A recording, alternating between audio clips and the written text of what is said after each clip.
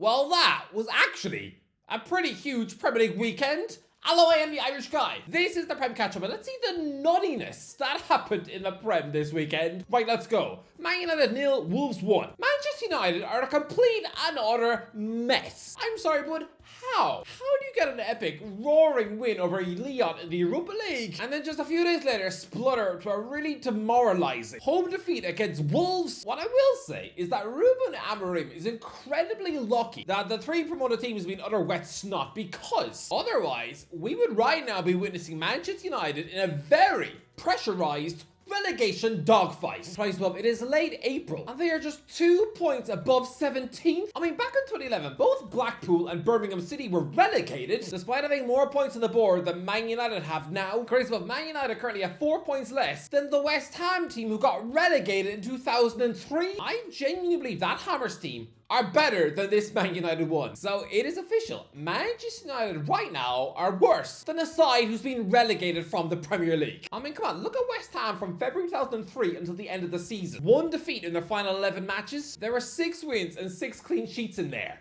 This Man United team could never. It's actually ridiculously unfair how they were relegated on 42 points. That should have been the great escape, but yeah, I mean, look at their squad. 2 of their strikers are currently 10th and 12th in the all-time Premier League goal-scoring list. Another one of their strikers went on to be named African Footballer of the Year, pipping Essien, Drogba and Samuel Eto'o. They were future Premier League and Champions League winners in that West Ham squad. Their goalie would still be playing for England at World Cups when he's 40. Yeah, now look at this abysmal Manchester United team who can't string a couple of wins together, and overall, it is a far less talented squad.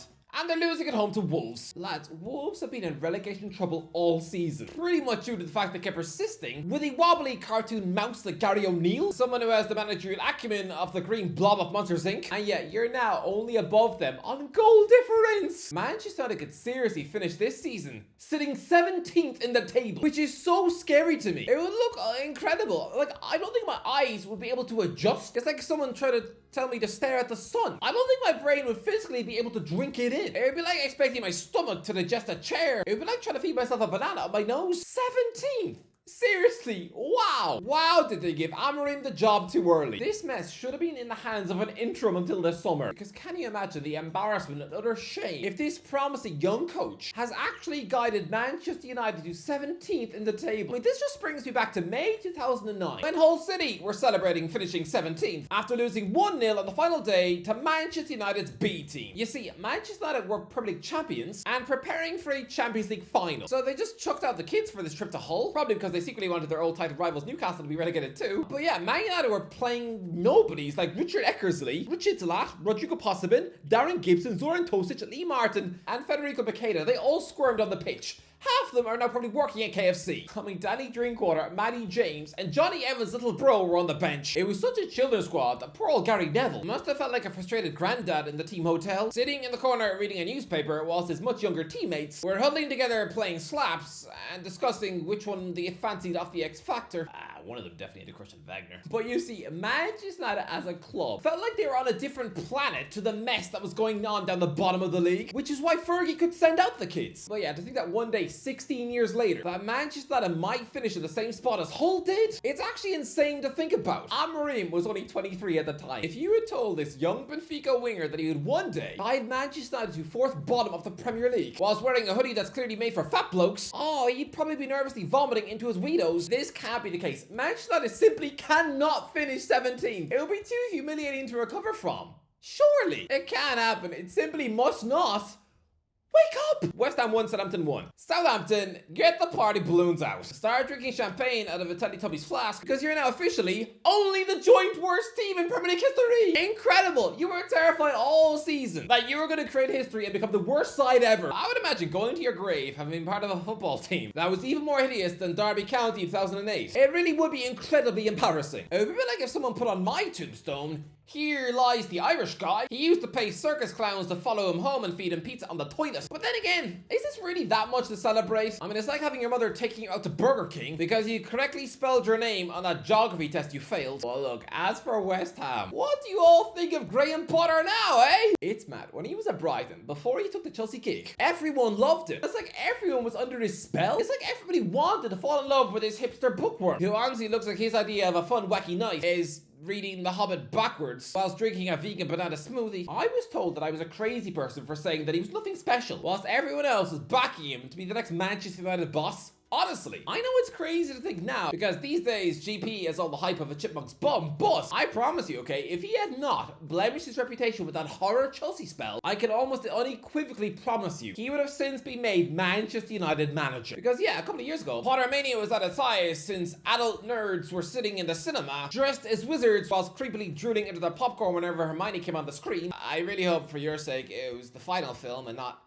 the Philosopher's Stone. But now, West Ham fans will tell you to your face that Potter is absolute monkey puke. This is 6 Premier League games without a win, and now you can't even see off one of the worst teams in Premier League history. This former Chelsea boss, someone who took the job of a Champions League winner, is now unable to win a tactical duel with a failed Stockport County boss. Are you for real? I told you all that Potter is a chump. Someone who honestly looks like he should be one of the evil humans in Chicken Run, the ones trying to stick everyone in a pie. People were trying to say this guy was one of the best English managers ever. I chuck him into the same caliber as Scott Parker, and that manager is so boring. Oh, I can't wait for the Premier League to welcome back someone who quit and run after losing 9-0. It would like Sky Sports welcoming back someone on Saturday Social who 3 months earlier had nervously pooed in Joe Tomlinson's tea. Honestly, lads, Potter is not it. Ipswich 0, Arsenal 4. Let's play the clip. Easy. Sorry, Ipswich. But boys, this is going to be an absolute thumping. 4-0. Yep, pretty much. I got the scoreline bang on. As Ipswich are woefully dreadful, but lads, don't get too excited, because so far I think I've put like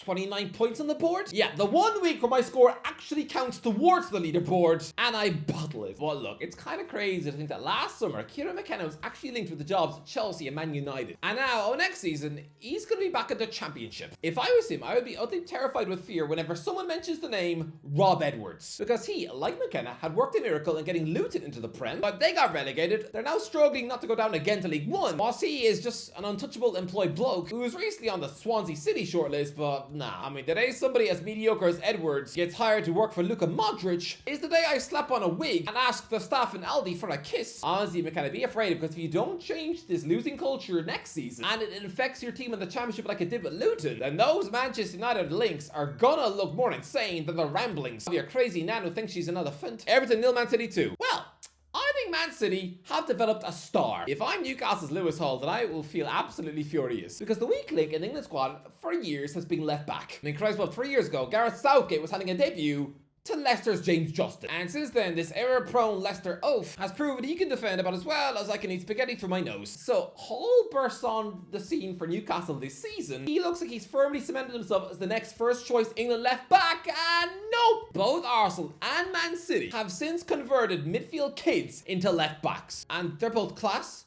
Both Miles Lewis-Skelly and Nico O'Reilly are central midfielders by trade, but oh no! Both Arteta and Guardiola have chucked him in a left-back, and they've been fantastic. Lewis Skelly is now pocketing Galacticos, whilst O'Reilly has started the last 4 Premier League matches as a Man City left-back and chipped in with 2 goals. Even in the FA Cup, he scored twice from a left-back against Plymouth, and then it was 2 crucial assists off the bench against Bournemouth. This 20-year-old has turned into an absolute surprise star, and here he is scoring a late winner at Goodison Park. He's like a better Zinchenko. Paul has now suddenly got 2 kids younger than him who will be chomping for his England left-back spot. I mean, Luke Shaw now looks like a washed-up granddad compared to these hungry whippersnappers, which is kind of crazy when you realise he's still in his 20s.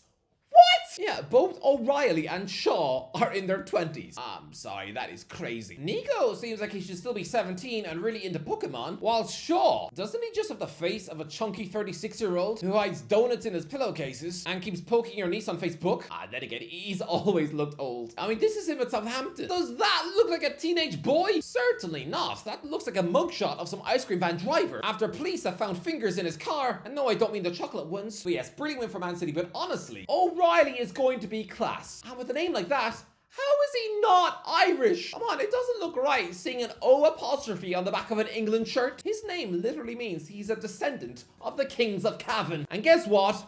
Cavan is the name of another Man City wonder kid, 15-year-old Cavan Sullivan, who sounds more Irish than Mr. Tato's mum. And yet, no, instead he's eligible to represent USA, Germany, and Bangladesh, despite having a name that makes him sound like he fixes toilets and kisses sheep in County Meath. Aston Villa 4, Newcastle 1. Look, I know Newcastle were the ones that get thumped by Aston Villa, but Nottingham Forest should be the frightened ones. This is the team perched directly behind you in the table, a side who technically just beat PSG, and now just thumped the team who thumped PSG a year ago. Look, Villa were very good, but Newcastle, don't panic. at all. This is just one game too far for Jason Tyndall. I mean, come on. Eddie Howe has been gone long enough now. He has spent the last 3 weeks eating cheese sandwiches in a hospital bed. These Newcastle players haven't heard his voice in a while. They need him back now. Tyndall is like the substitute teacher at school. Sure, he can keep control of the class for about a month, but if it goes any longer than that, oh no, they're suddenly going to be throwing cookies at the blackboard, and their homework is suddenly going to look like it's been written by dogs. It's like how he started okay as manager of Bournemouth in the Championship, because it had only been 5 weeks since Eddie left, but by January, he was getting sacked after losing 4 in a row and losing his job to Jonathan Woodgate, a failed Middlesbrough boss. No panic for Newcastle needed. They just need Eddie back. Fulham 1, Chelsea 2. Brilliant Chelsea win. Look, it looked like this team were going to crumble to a Derby Day defeat to Fulham after Alex Iwobi's brilliant opener, but oh no, brilliant goals from Tyreek George and Pedro Neto to turn the game on its head. But lads, just look at the table. I've been saying for months that Nottingham Forest will crash out of the Champions League spots, and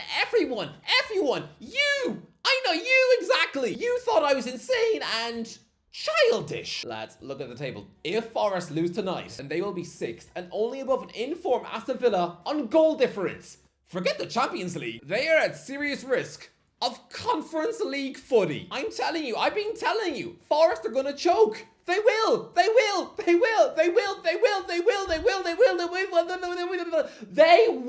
I know they will. Do you believe me yet? Leicester 0, Liverpool 1. Oh, well, this is awkward. Liverpool fans hate Trent Alexander-Arnold right now, don't they? Aren't they now calling him a lizard and booing him when he comes on as a sub? Because ever since getting injured, he's since been outed by journalists as, yes, wanting to move to Real Madrid. And Liverpool fans, even Jamie Carragher has been saying, they don't want to see him again and would much rather see Connor Bradley start every match. A large chunk of Liverpool fans want Trent to have the same as a Jesse Lingard farewell, which is no farewell. Remember when Ralph Rangnick kept him buried on the bench for the laugh? Probably because he must have seen his annoying Snapchats. But yeah, instead, Trent comes on against Leicester and forces his own fans to celebrate him by scoring the winning goal that practically just clinches the title with the first left foot strike of his career. Oh, that looked awkward. Liverpool fans had to praise him. But as for Leicester, that is now 9 games at home without a goal. Leicester City are the new Man City. Yeah. 18 months before they got rich, they bored their fans to tears in 2007, going 8 home matches without a goal in the Premier League. After beating Everton 2-1 on New Year's Day, those season ticket holders had to wait until August to see another goal. And even that was in a 1-0 win over Derby County, the worst team known to man. They had embarrassingly failed to score against Blackburn, Reading, Wigan, Chelsea, Charlton, Liverpool, Aston Villa, and finally Manchester United. Yeah, that was a hopeless streak. Leicester are now even worse than that. 9 games? This is truly pathetic. If this team does not muster a goal against Southampton at home next, then Ruben Nistelrooy should immediately tender his resignation and agree to let Jamie Vardy chuck a pie in his face in the centre circle after the match. It's just horrid. Brentford 4, Brighton 2. This game doesn't mean anything. Neither team are getting Europe. It was just Brentford once again scoring a bunch of goals at home. And honestly, the glow from Brian Mbeumo is ridiculous. He used to be Ivan Toney's rubbish dorky sidekick. Seeing him now, it's like if Batman's Robin got a feature film all by himself, and it actually did well. No, I'd have expected that to be worse than Madam Web. Honestly, Mbeumo's globe, it's like Riyad Mahrez's globe. Like Mbeumo, he also scored 4 in his first Premier League season, but then he became a world-class rock star at Man City. Honestly, Mbeumo, he could really get a monster move this summer. Crystal Palace 0, Bournemouth 0. Play the clip. Well, one thing is for sure, one team is keeping a clean sheet. And if I'm wrong, okay, if neither team keeps a clean sheet, then I will chuck tea in my face. I told you there'd be clean sheets. Anyway, that's the end of the video. Let me know in the comments what you think of this week's gaming. Let me know in the comments. If you enjoyed the video, don't forget to like, share, subscribe. I'll talk to you in a while.